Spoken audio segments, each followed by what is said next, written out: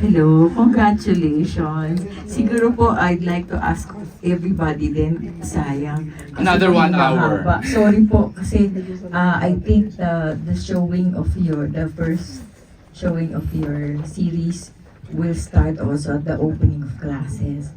Bilang Oh, yeah, maraming she mga teaches. bata, kasi teacher ako. So the following, the day that they will come to school, yun yung mapapanood nila, di ba? And they also all look up to you. At tinitingnan nila, syempre, nadaanan yun. I would like to ask also, first siguro, who among you yung nag-physical first face-to-face classes? At sino yung homeschool? Siguro, no? Tanungin muna natin, ano yung posisyon mo sa classroom? Ikaw ba yung tabi ng pintuan o lapit sa teacher? Oo, saan ka pumwesto sa classroom? Tapos, ano yung role mo sa group? Ano yung ambag mo? Oo, sa group task. Ikaw ba yung leader? Ikaw ba yung ganda lang? Ikaw ba yung taga-kopya o pa-kopya? Siguro, umpisahan natin kay Sir Tom. Sige. Okay. Before sumagot, Mami, paulit. Chika! Nga ba? Gets nyo na? Nakuha nyo? Kung saan kayo nakapwesto. Uulitin ko? Ano? Okay, let's start with Tommy. Nung unang mga taon ko po ng high school, School leader ako yung ka ba? nasa Row harap four? at laging nagtataas ng kamay dahil Bida-bida, pinto. ganon. Oo, Charot. bida. Kasi achiever ako, gusto kong may kwenta akong tao, so at least may So, awards honor ako. student ka? Nung una po. Tapos, bumaliktad na ako nung senior high. Ako, di na ako pumapasok ng classroom. Kung papasok man ako, nandun lang ako sa likod, natutulog. Ayun po. Yun po yung position ko. Totoo? Opo. Jella, homeschool ka this year? Ano ba? I'm still in school. Regular. Yes po. May face-to-face? Yes. Oh. I just took an LOA po since I went to Arizona. Pero I'm coming Enrolled. back this September. Yes po. Is it okay to tell us exactly where you go? Yes. I Saan go ka ngayon? to DLSU po. Okay. Na po, college. So, hindi stricto? They are po with attendance. That's why it's a little hard. Yeah. So, yung position, how would you tell? How can you Well, share back to us? in high school. Ayun, high school na lang. High school na lang. I guess I was the student athlete po na pag nasa school yes po, medyo mas focused po ako sa sayaw talaga. And I was very average, but then I always made it a point na I would never fail kasi in my high school, bawal rin po mag-flunk if you're in varsity. So I had a grade to maintain. Yung ACADS mo, okay na okay ba? Yes po. But I was, yung laging tulog sa klase, pero pag may group work, ako lagi yung leader. Wow. Yeah, so it was medyo na-balance naman po, kaya my grades were okay. Yeah. Okay. Zai, ikaw, sa school, ano ka? Kasi medyo ikaw nung nagkaroon ng awkward stage kayo, you went back to regular schooling, kayo ni Zino. Pero ever since po, never po ako nag-homeschool. Ah. So kahit po Agua Bendita or 100 days, pumapasok po ako. I-makeup ko po yung mga school days na hindi ko po napasukan.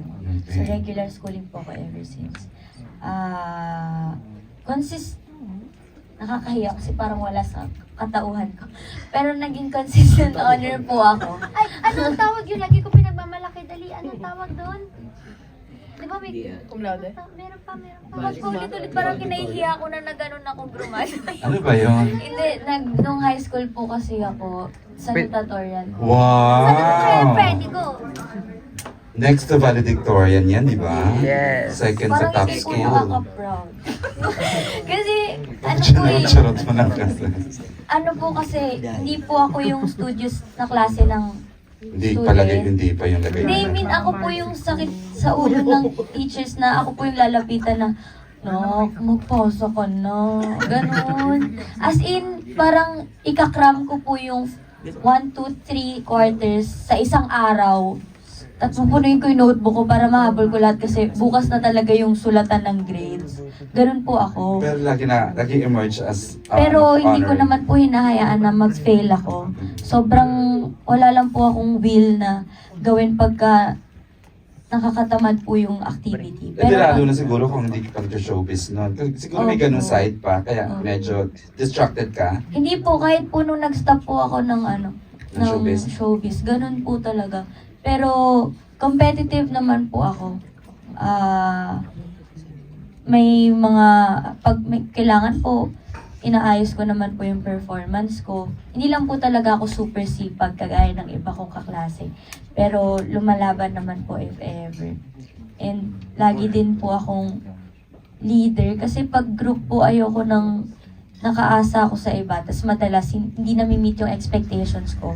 So I rather do it alone. Leader sa projects, Opo, pag group. activities, ganun. Opo. Mas gusto ko po na akuin ko na lang kesa ma-disappoint ako tapos Hindi hindi ko po makadeliver gusto yung yung ipapasa groupings. namin kasi nandun din yung name ko. True. So parang ayaw ko po madrag ako sa low performance. So, born ano ka talaga? I-up ko sila. Idadrag ko sila pataas. Alright, beautiful. Z. Wow, oo nga pala, isa yung Yes, grad po, senior pick. high po. Pero, Kasabay ng Broken Marriage, ka graduate, no? Hindi po. Ano nga? 2022 po. Wala. Last Ano ba? year, Oo. Ginugulo mo ang history. Charot. Bale, nung nag-aral po kasi ako ng senior high, pandemic po kaya hindi po ako True. masyado sa face-to-face. Ang na-experience ko lang po na face-to-face ay nung grade 1 lang ako kasi simula 6 years old nagtatrabaho na ako. At hindi ko po na-experience yung mga face-to-face grade 2 hanggang pataas. Puro may bukas pa na ako nun so mga pinapasa ko na lang yung mga homework na kailangan. Tapos pag kunyari may test, papasok ako pero ako lang mag-isa, parang one-on-one lang po kami ng teacher. So hindi po ako nagkaroon masyado ng kaklase at ng kaibigan sa school.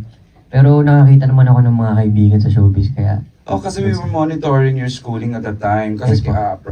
responsible kami sa ABS ng time na yon. Tama. Kailangan you have to attend regular schooling regardless of the frequency na ina-attendan mo. spotty please. Kasi answerable nga kami sa Sa school. Angelicum. Opo, yun. Correct.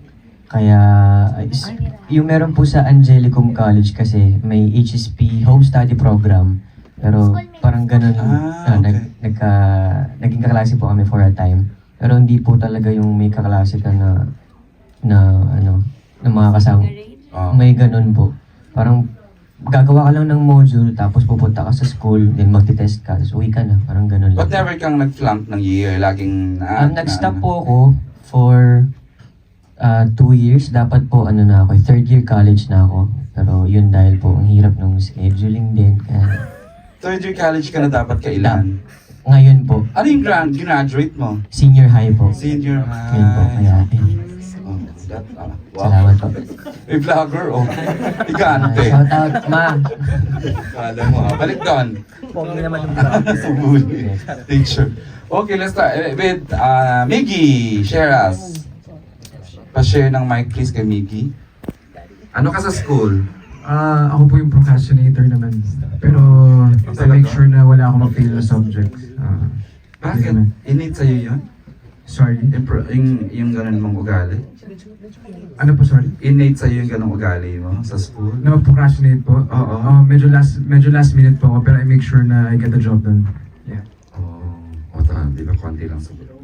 Pero you always, lagi kang napapasa mo naman. Yes, bawat- especially nung sa college po talaga. Okay. So yun po yung goal ko lang, which is walang ibaksak na subject. Ayun. Which is I did. So doon ako proud naman. Oh, that makes your parents naman proud.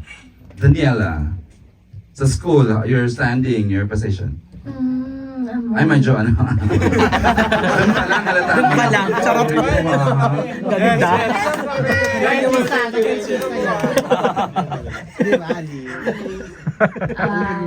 I'm always absent sa school. So, yun. Aminado ka dyan na. That's it. Okay. So, That's she it. doesn't- Okay.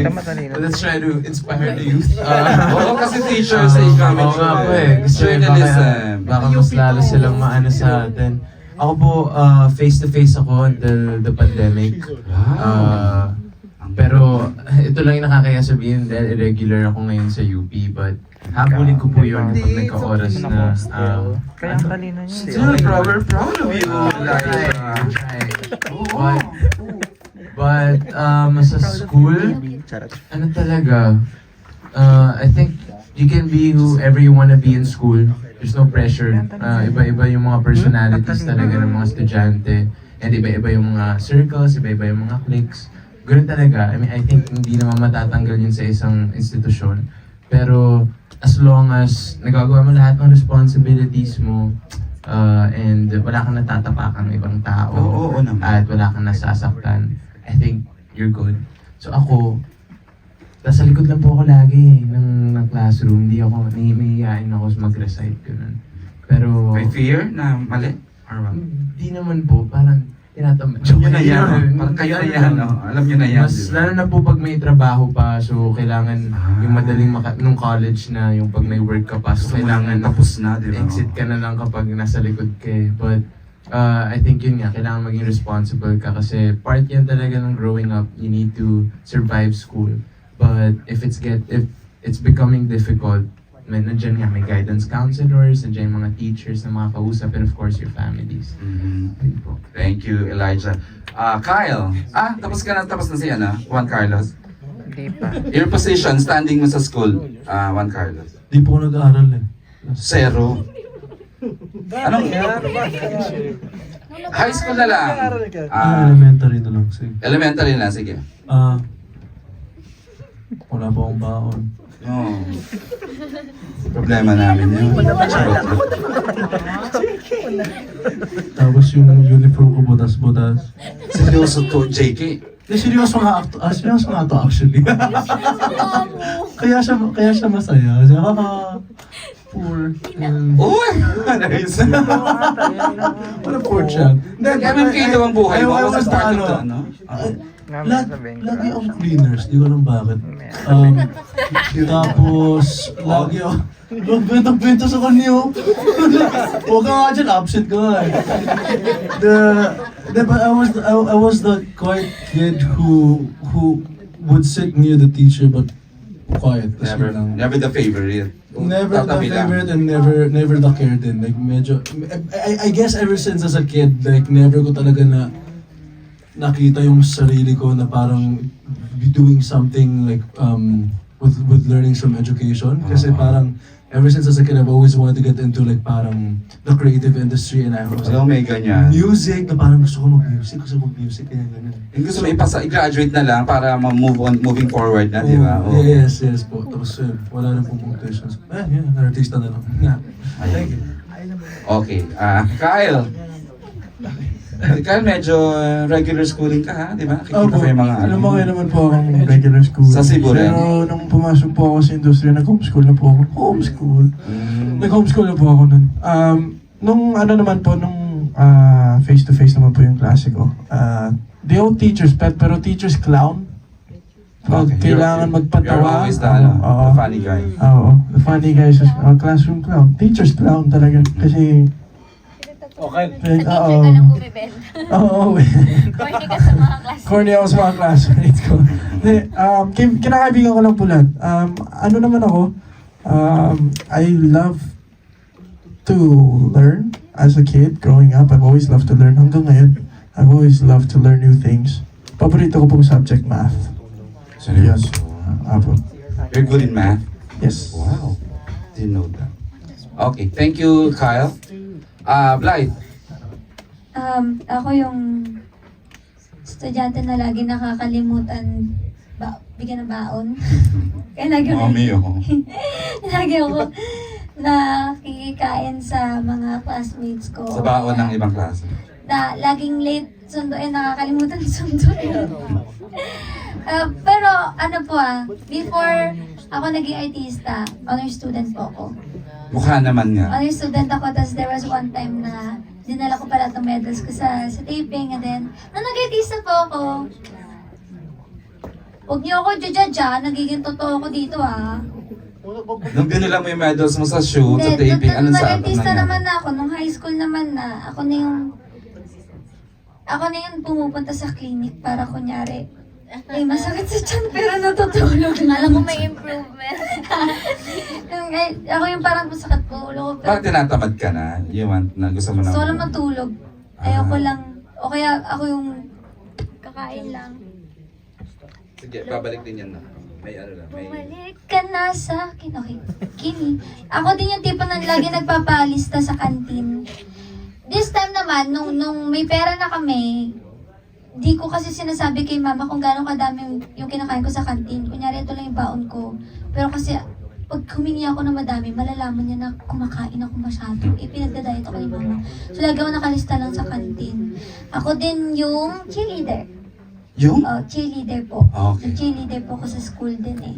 Pero, sa mga kids na maririnig yung pumupunta sa clinic, syempre huwag niyo yung gayahin na. High school po yun eh. Syempre kung magka-college na ako, seryosoin ko po yun. Medyo pinagsisisihan ko naman na yun, na sana nag-aral na lang ako. Seryosoin ko na mag-aral.